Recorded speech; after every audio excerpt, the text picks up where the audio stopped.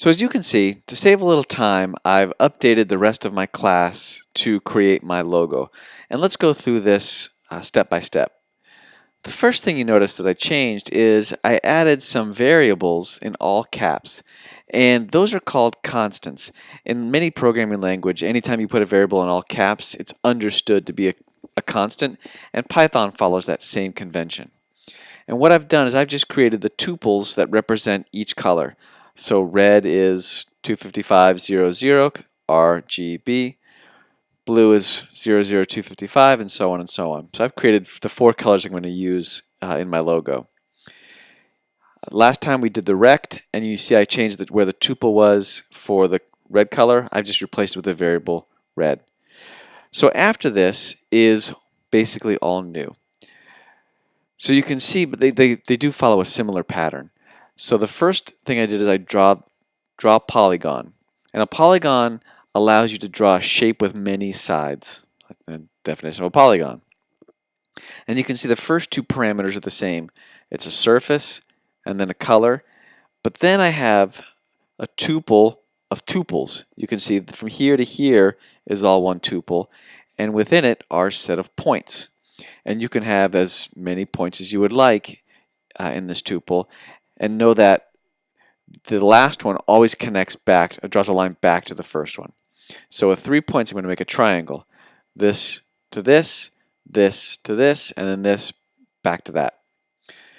So when I'm looking at my kind of logo sketch, I kind of guess that this was about a 1/5 or a 1/6 of the way across my rectangle. And again, I'm just estimating. And so I know that my window is 600 pixels wide. A 1/5 of 600 is 120 pixels. So my first point is going to be, these are XY points. I'm going to go 120 pixels in, and since my rectangle had a Y value of 200, I'm going to start my first point right at that Y value of 200. So right along the edge of my red line, or my red rectangle.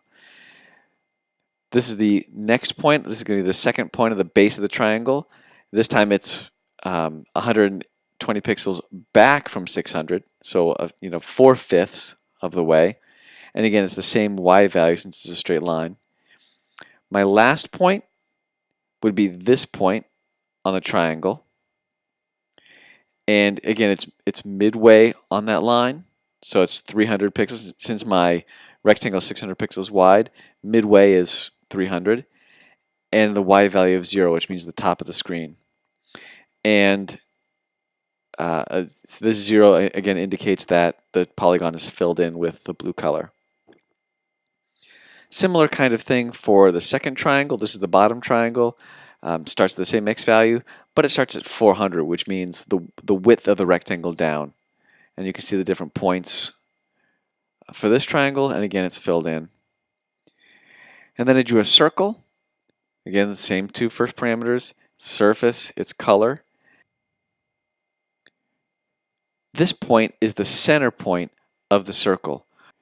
In a rectangle, the first 2 coordinates are the X and Y of the upper left corner. In a circle, these are the coordinates of the center point of the circle. The next parameter is the radius, and the final parameter is, again, whether it's filled in or not. So the final 3 lines actually put the letter B onto the logo. And so the first thing you do is you need to set up your font, and we do that with the pygame.font.sys All I do is I give it a font family. I use Helvetica for this letter, and then a point size. And I know mine is going to be pretty big, so I made it 288 point. It's a pretty big B. The next thing you do is you actually make the text of what you want to print out. And to do that, you render it. So you use the font object that you created, and you render it. And the first parameter is the text. The second parameter is either a 0 or a 1, and that's called aliasing. Aliasing refers to how smooth the line is. We're always going to want it at 1, which means it makes it a little bit smoother. It's a little bit harder to draw, but the payoff is worth it. And then finally the color. So I'm going to make a B, it's going to be smooth lined, and the color is going to be white. When you do a render, it actually creates another surface. And in Pygame, you can't just say, okay, I'm going to put a surface at the certain coordinates. You have to use a special method called blit.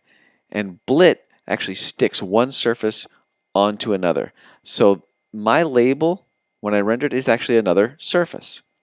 So this last command says, on my surface, blit the my label surface at these coordinates. And again, these coordinates are the upper left point of the B. So I said it's going to be at point 250, 150. That would refer to this point right up here on the B. Okay, let's go ahead and see what that looks like.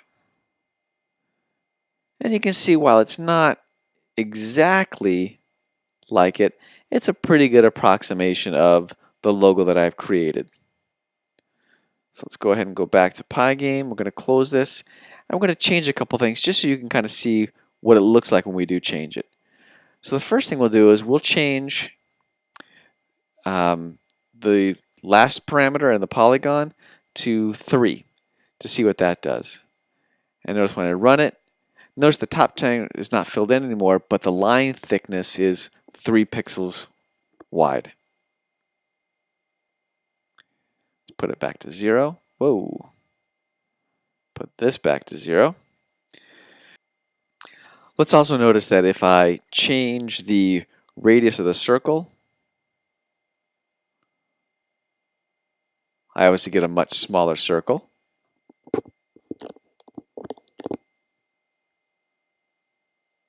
Let's go ahead and change this back to 200. Let's change the location of my label surface. So let's make it 100 and see what that does to it. It moves the B over to the new location. So that's how you create basic Pygame shapes, and we actually threw in a little bit of object-oriented programming refresher for a bonus.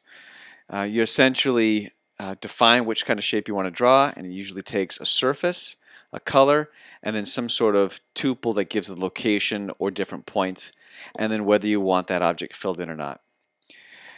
In the next video, we're going to look at how to get mouse events. Right now we've just talked about events that see if Pygame is quitting. Well, now we can expand that to some other different things.